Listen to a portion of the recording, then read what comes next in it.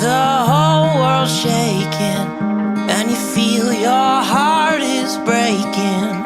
Take my hand, no hesitating. Oh, when you're just so tired of trying, all alone you feel like hiding. Together we'll keep fighting. There's no stopping us. Hold on, we're gonna make it. We're gonna make it. Don't stop now. Hold on, we're gonna make it.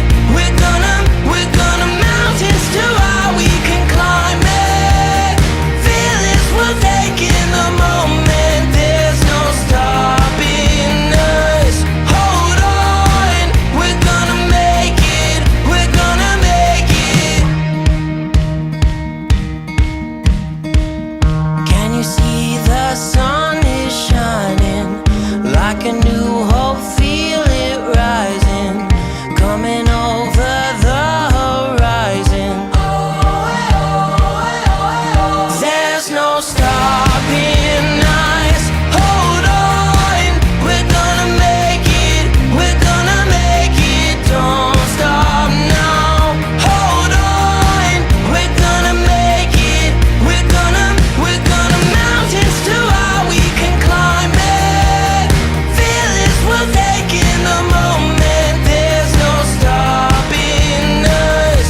Hold on, we're gonna make it. We're gonna make it. Don't you give up, don't you give up on me. Don't you give up, don't you give up now. Don't you give up, don't you give up on me. Don't you give up, don't you give up now. Don't you give up, don't you give up on me. Don't you give up, don't you give up now. Don't you give up, don't you give up on me. Don't you give up, don't you give up now.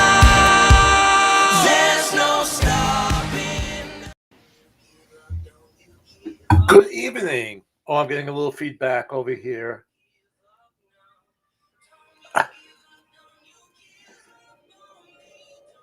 Okay. I'm sorry. I'm checking to make sure that I am on my blog. And not only does it go out to Facebook, it goes to my blog, it goes to YouTube, and I just checked the different resources that it's moving along. Okay. I think I muted myself on my phone. I got my iPad over here, and just to make sure everything is working. So that was a little bit of feedback. So it's January 29th, 7 p.m. I'm Chris Gudjulo of Real Estate with Mr. G. I am an associate broker for eXp Realty, and this is my show. I'm beginning to transfer this as well into a podcast. So you will find me on Spotify, Real Estate with Mr. G, and wherever you listen to your podcast.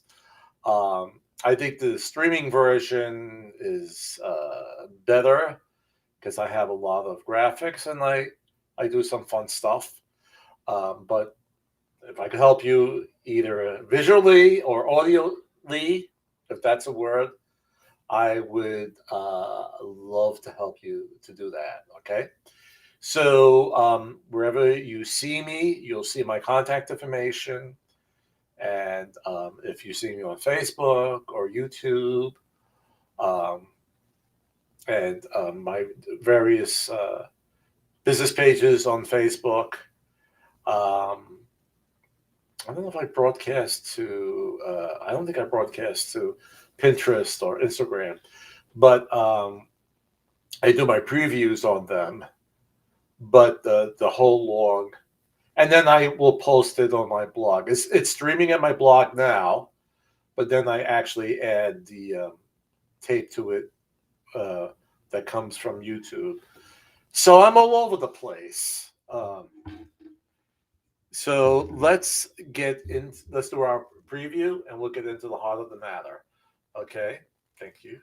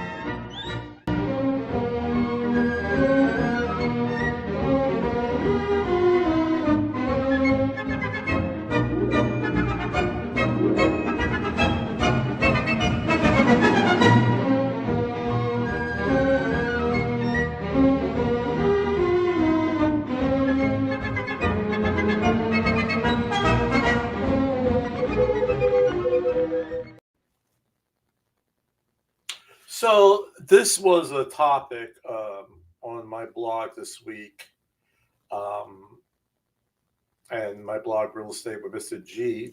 blog. Why pre-approval is key for home buyers in 2022. It's key for any year. With a pandemic, without a pandemic, pre-approval is the best way to go about it.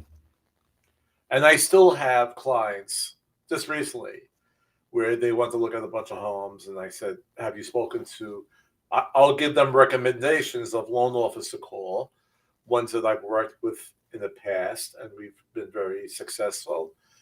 And I work with loan officers, the ones I recommend, not only they're professional in their fields, but they're also courteous and understanding, because a lot of people are nervous about finding out their credit score, and they put it off. And sometimes they'll put it off, and they'll actually find out that their credit score is not that bad. All right. So, but if there is a problem, I would want you to work with someone that will help you correct that issue, so that perhaps you are buying a house in 3 months' time, it might be 6 months' time, and it might be a year, but they'll give you the guidance to get to that pre-approval status. All right. A lot of people will say, "Oh, I'll do it on my own, I'll get it done," but if they're not consistent about it, if they don't know which credit lines they should attack first, all right, then it'll take even longer to finally get pre-approved to buy a house. All right, and you need this. You need this First, I'm going to use the term pre-qualification letter, and we'll talk about the difference between pre-qualification and pre-approval. But nonetheless, you need that letter when you submit your contract. If it's not there when you submit your contract, and especially in today's market where you have multiple offers going in, you have no chance at all of winning that house. Getting the seller to ratify your contract, to become an agreement with it. All right. And you can't say, okay, I'll get it done tomorrow or the next day, and now you're losing more time. Okay. And then perhaps you finally then talk to the loan officer, and they do your credit check, and they find out you have issues, and now you need more time to raise your credit score. So the key is to get it done as soon as you are considering buying a house. You have to do it then. And you need to do it whether it's 2022, 2025, 2030, you need to do that as soon as possible, because you'll be ahead of the game, just in case you will need some extra time to get up your credit score. All right. So pre-approval, again, is key in any market, in any time. All right. They're saying now with this article is pointing out because of the competition out there, and you got to have all your ducks in a row. But get it done, even if it was a buyer's market, get that done first, because that's the biggest hurdle. That's the biggest hurdle I have with all my clients. Not all of my clients, but a good portion of them. They want to see homes, they're interested, but have they spoken to the loan officer yet? No, they haven't. They say, I'll wait till I see something I really, really like. And then when they see something they really, really like, and we go, see it, and now we got to wait another 2 days for the loan officer to put together a letter, and then they might find out, hey, that they need to work on their credit, or maybe this house is outside their measure of what they could afford. So again, it's best to find that out now if you're ready to be approved, and by what amount. What's your highest amount that you could be pre-approved for, and then we could work with that. Okay, so that's very, very important. Now, what happened during the week? the Feds will be raising the prime interest rate. I think it was by March. Now, the prime interest rate and mortgage rates are not they're separate from each other. Okay, raising that prime rate doesn't automatically raise the interest rate on mortgages, but they kind of work hand in hand. Okay, they work in conjunction with each other. So with the economy going strong, and especially since inflation is up high, the the Federal Reserve is saying we could calm it down by raising the interest rates.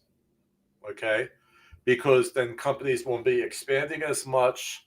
Um, uh, People will not buy as much because their credit card rates will go up, car loans will go up. Okay, so they'll hold back a little bit, and with once that demand goes down, as we've been talking for many weeks on the real estate market, as the demand goes down, now prices should kind of slowly move down. Okay, and that's what we're hoping for. So even though your mortgage rate might be higher now that you're buying in 2022, hopefully this crazy increase in home prices will begin to simmer. All right. But the thing is now, and as I always say, a realtor wants you to buy now. They want you to list now. Okay. That's the truth. You know, we don't want, there's no time where we're going to say, all right, buy in 6 months or list your house in 6 months. We want you to do it now. But we're telling you why it's good to do it now. All right. Because if you're a buyer and you could still lock in a rate of, let's say, 3.45, that's a lot better than waiting until it goes near 4. Okay. Because the higher your interest rate goes up, the more expensive your monthly mortgage payment would be. Okay. And that's coupled with home prices that are expected to still go up about 5% this year. Last year, from 16 to 21% in different areas. The rates now are a little bit more conservative, but still, going up to 5% is still a good amount in home prices. And again, we're expecting that movement up towards the end of this year or during the course of this year, both the home prices going up and mortgage rates going up. Okay, so it's good reason to purchase now, if you're able, if you can, and hopefully there are homes out there that meet your requirements. If you could do it now, it's much better. Now, on the side of the seller, you might say, okay, if I hold off listing until these rates, these home prices go up even higher. But what's going to hurt you is that as those mortgage rates go up, and now the monthly payments will be more expensive, less people will be eligible for your house. So let's say, and we're putting it in the broadest mathematical terms, your house is 200,000. Now, right now, John Doe could be approved for that house because his or her loan officer, well, if I said John Doe, I could say his, the loan officer said, okay, I could approve you now for up to 200,000 at this mortgage rate. But as mortgage rates go up, now your pre-approval may go down to 195 or 190. So for the seller to wait, he or she is now having a smaller pool of potential buyers. So if you are considering putting your house on the market, now is the time as well. All right, because you want to have the most amount of people out there to be eligible for your house, so you can get it sold quickly. All right, so let's look a little bit at our PDF file. Let me get that up here, and I could get rid of my capture right now so we have more view. Okay.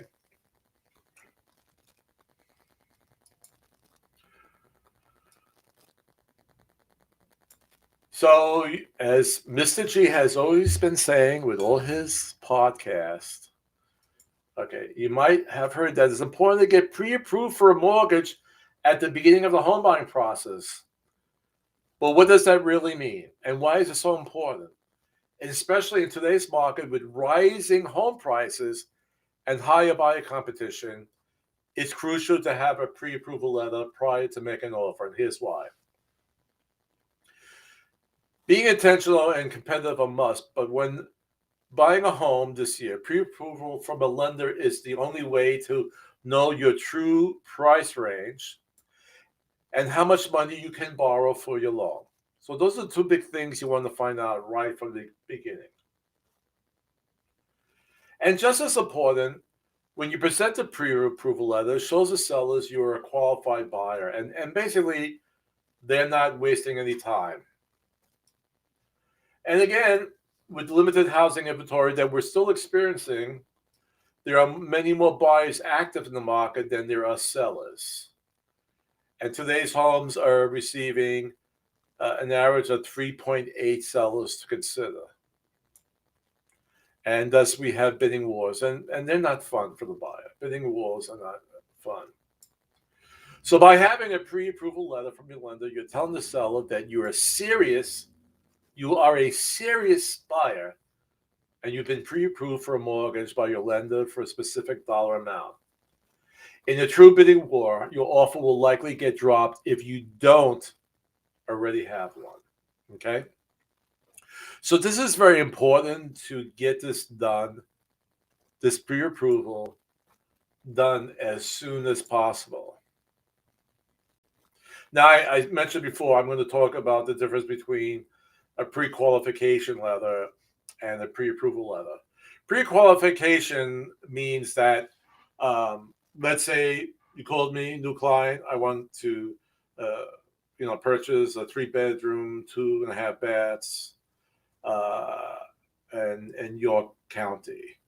And I said, fine, I'm going to give you a couple loan officers to call. And you could speak with them over the phone and they could pre-qualify you. So you dial the rotary. See, I'm showing my age. And, you dial the rotary and you speak to one of my professional and courteous loan officers. And they will ask you what is your income, how much you make a year. Are you getting other sources of income coming in, whether it's child support, if it's alimony, if you have rental properties, and he or she adds all of that in, and then they will look at your credit report. And based upon that, the loan officer could determine what your range is, okay? And basically if you can buy now, all right? That's pre-qualification. And the reason why we call it pre-qualification because the loan officer hasn't really seen the proof that you make a certain amount of money per year, that you are, if you have income from properties, they're not seeing those amounts going to a bank account, okay? The only really thing they have that is objective, right, that is truth before them, is the credit report, okay? But basically everything is, if you're saying that, they're taking it down and they're saying, well, based upon the information you're giving me, I'm going to pre-qualify you. But once then, you could do it also before you have a ratified contract. And it's a good idea to do it before you get a ratified contract. Is then go to the loan officer's office, but everything is done online now. You could send them your bank statements and W-2s and tax forms. and they could just then validate everything, and and they may also what's best if you already are in contract is to get the pre-approval from underwriting, and your underwriting department is the one that crosses all the T's and dots all the I's. They will check everything closely, okay, and make sure there's no flies in the ointment. So once they see all the proof, all right, then you are pre-approved, okay. And basically, what has the full next step is that the house meets the appraised value. The appraised value should be the price of the house that you have on contract, on your ratified contract. Okay, excuse me. So that's really the difference. The reason why it's different because I've had it happen a couple of times where a person was pre-qualified, and then once when they sat down with the loan officer, they couldn't validate all their income that they said. All right, one guy had rental properties in the Caribbean, and people would just make deposits into his bank account, and there was no like checks that cleared, and you could say, well, this came from the tenant, so they didn't go with it. I had another deal where it flopped right before closing, where he worked for a service company, and the loan officer thought that the W-2 was like his wage. In other words, if we're paying you $15 an hour and you're going to be making $36,000 a year, okay, I'm just throwing numbers out there. All right, that's your base salary, and that's what you're making. But what happened is that he got a certain base salary, but the rest of it was commission. All right. So if he went out and he had a job to do, and he would say, hey, how about if we work on this room and we work on that room, and they, would, it's like when you buy a car, and years ago, again, I'm showing my age, like if you want to go with a stereo in your car, if you want to go with carpeting, if you want to go power steering, then it would add it up, right? And now the bill went up, and of course, the commission that the salesperson made is based upon the price of the car. So if they got all the extras, all right, then the commission would be higher. So in his job, he went out for a job, but then he was, I don't want to say pushed, but he, being a salesman as well as a person working on a house, he would say, why don't we clean this room? Why don't we clean that room? Okay. And then whatever he, got, he got a commission off of that. So being that a good portion of his income was commission, he needed 2 years of that to show on his tax returns. So right before closing, we found out he wasn't qualified for the loan. Stuff like that happens. Okay. I don't want to go who the blame was. It definitely wasn't mine. I didn't look at this. It went to the loan officer. But something they found out later. So when he called and said, I make this amount of money, and his credit was good, was fine. Okay. But when they got all the paperwork in, it fell through. So pre-approval is much stronger than pre-qualification, much stronger. So if you go that route, and I have people who really, it's like people who do their taxes, and they get their W-2s. I think this week around the 27th or 26th, the IRS began receiving, the tax returns. I mean, you got people who right off the bat they got it in. And so there are people who bought houses through me, and then right off the bat they got everything in. They didn't wait till they got had a ratified contract They went in and they brought in all their paperwork, and they got pre-approved, and it's a lot better, right? Because now it's smooth sailing. The only thing that has to pull through is the appraisal on the house. So what is asked for when you are going to start this mortgage process? So I put together this little video, and we're going to go over it as well. Okay, so let me show this now.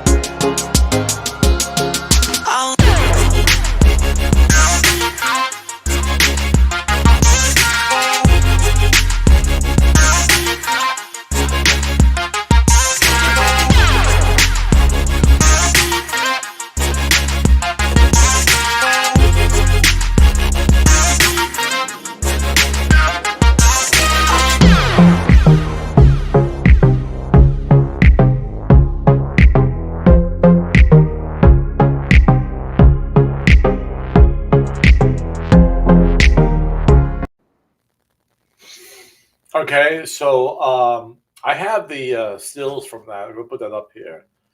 Um, so, what do you need to show to be pre-qualified?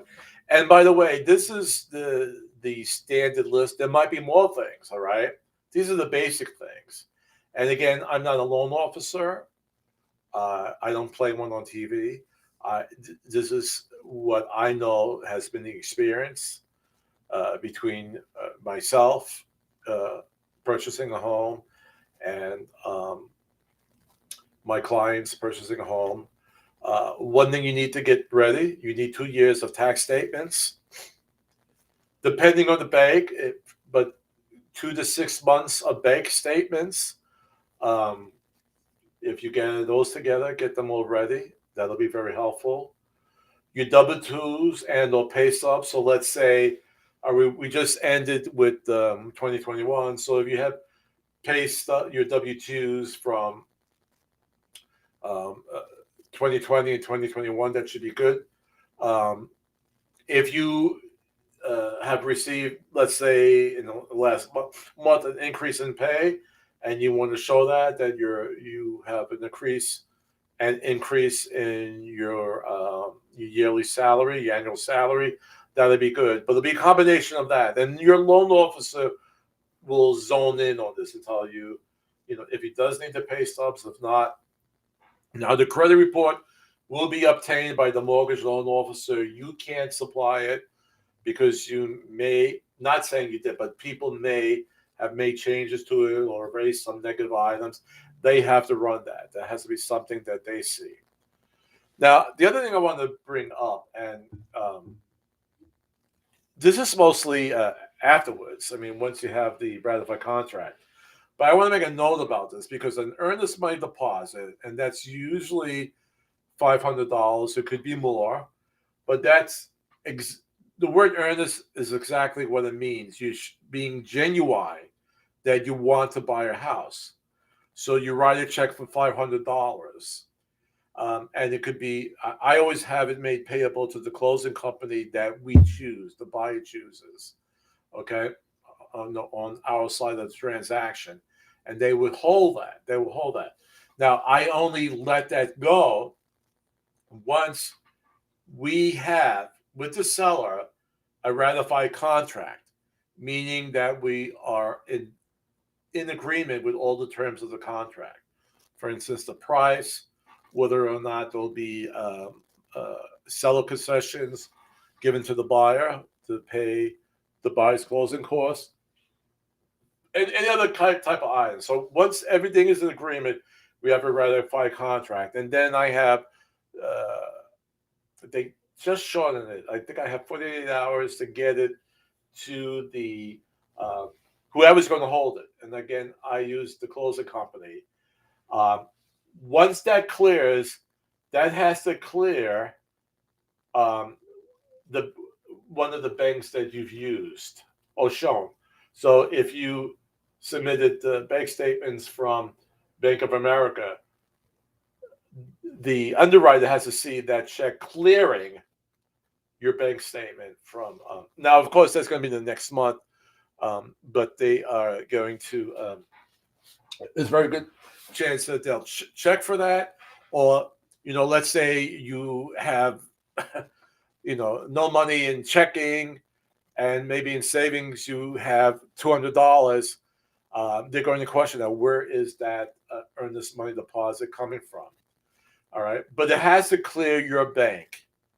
All right, if it doesn't clear your bank, it's considered a gift, and now you need a letter from that person, that if it was a parent, uncle, an aunt, you need a letter saying that they gave it to you as a gift. Why? Are you asking why? Okay. The reason why, because if it's not a gift, then it adds to your debt. And this is something you have to pay back. And if you're really on the borderline of being approved, you don't want to add any more debt. Okay? So the gift letter will say that I'm giving to them. I'm not asking for any money back. This is not a loan. Okay? This is a gift to them. Does not have to be paid back. All right? So, but make sure, I've had people where, all of a sudden $500 came from, it was a bank check or a money order from somewhere else. It wasn't a check written from the bank account, and then we have to prove where that came from. It's a big mishigash, okay, but a big headache. All right, so don't do that. Okay. Now, once you're approved, okay, and I'm adding that now, during the home buying process, number one, do not buy any expensive items on credit. And the reason why, you don't want to be knocked out. Okay, if you owe more debt, you may no longer be approved for that house. Okay, and for that matter, don't buy any expensive items with cash, because if you are in short supply of cash towards the end, and you got to bring money to the table, don't mess that up. If you see a nice couch that you want to buy for the house, buy it after closing. Okay, do everything after closing. All right, don't buy any big items before closing. Don't close any credit lines. And credit, the way reporting agencies evaluate credit is something that we can't understand. So you would think, all right, I have 5 credit cards. Let me close one so I can't use that one anymore, and I'll get rid of it. The only thing is, that sends a message to the credit reporting agency that will say, oh, that person is having credit problems because they're closing that down. All right, so it's actually a negative thing. You think it might be a good thing, having less credit, but you're cutting out your credit history. It gets a little bit more involved, but it's not a good thing. Leave all your credit lines open. Don't switch bank accounts. That's going to be another headache. All right, if you're getting a better rate in another bank, wait till after closing. And most important, don't quit your job. If your job is driving you crazy and you want to quit, you have to hold on to until after closing. The underwriters will double check your credit right before closing to make sure that your debt ratio has not gone up. They also send out letters to your employers and saying, does this person really work there? If it comes back and says this person just gave in their resignation, that's not good. You're lost alone then, okay? In most cases. So don't quit your job, all right? So that's a lot for today, okay? And if you're ready to buy and you need to be pre-qualified, just contact me. You could basically, wherever you're seeing this, there's a way to send me email. You could just log into my website, realestatewithmrg.com, register there, or my email address is Chris, CHRIS, at realestatewithmrg.com, and saying, I'm ready to buy. I need help. And I will very happily help you. Okay. So our producer, William, is out of town today, but we're bringing up a guest that was here actually when William first came aboard as my producer. We thought, because it was a great person who was the guest in our audience. It was a great person to show again. So let's just bring that up. Yes, thank you, Chris, for hiring me as your new producer. It's a great honor to be on this podcast. Wonderful news, we have a famous celebrity in the audience. He has had a unique career as a singer, composer, instrumentalist, performer, and humanitarian. After his early years with Motown, he gradually released a striking array of innovative music that would influence the world of contemporary music as we know it today. Ladies and gentlemen, Mr. Stevie Wonder.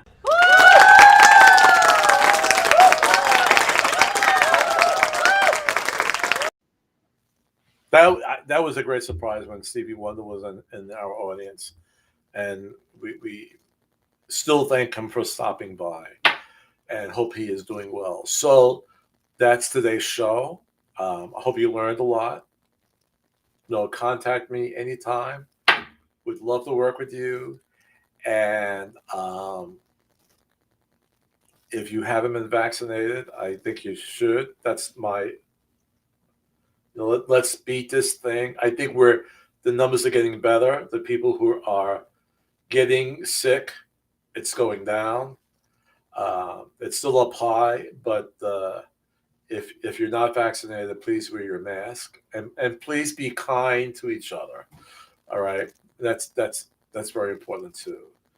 And as I always say, the greatest power we have is to love, and the greatest gift, each other. See you next week.